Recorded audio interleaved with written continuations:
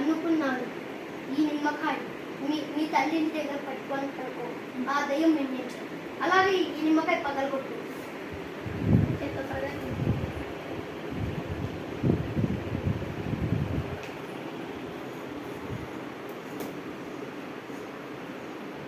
స్వామి నల్ల ఉంది స్వామి అంటే మీ ఇంట్లో దయ్యం ఉన్నట్టు. నేను కన్ఫర్మ్ రేపు వచ్చి మీ ఇంట్లో ఉన్న దయ్యాన్ని తరమ కొడతాను. ఎంత పెద్ద దయ్యాలైనా నా మంత్రదండం కింద పూసిపోవాల్సిందే.